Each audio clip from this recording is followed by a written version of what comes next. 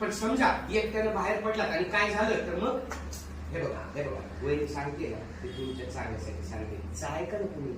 आणि मलाही असं वाटतं की अजून 2 दिवस तुम्ही इथं राहायला पाहिजे.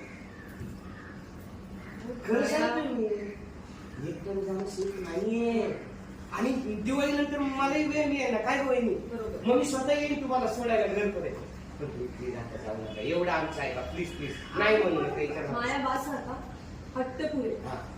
काय म्हणतेस मला, काय म्हणतेस ना हे ग माया. मला आता घरी जायला हवं. असं किती दिवस इथे राहणार ना. आणि आई बाबा काळजी करतात, फोन करून बोलावतात, मी त्यांना खूप मिस करते. तर मग मी जाऊ करू. माझ्या मी काय म्हणते, मला पटतं तुझं आई बाबा काळजी करत असते. तू त्यांना फोन लाव ना, मी बोलते त्यांच्याशी. म्हणजे त्यांना निघायला कळेल तुझी सुटून. नाही, त्याची काहीच गरज नाहीये. पण जायला ते हवंच ना.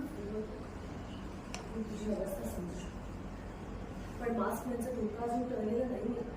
तू अजूनही आपल्या मागावर, खास करून तुझ्या आणि माझ्या आईच्या. त्यामुळे आपल्याला जरा जास्त काळजी घ्यावी लागेल. तू इकडं निघणं म्हणजे खूप रिस्की आहे. त्यामुळे तू इथेच ना, मला काही माहिती आहे.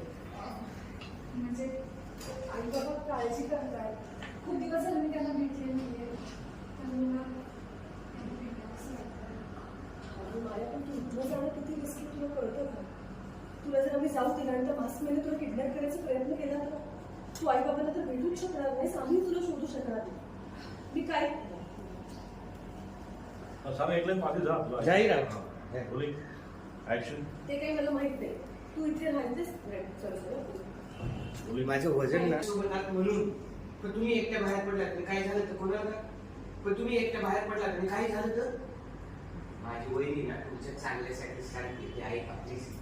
आणि मलाही असं वाटतं की तुम्ही अजून 2 दिवस इथं राहायला पाहिजे.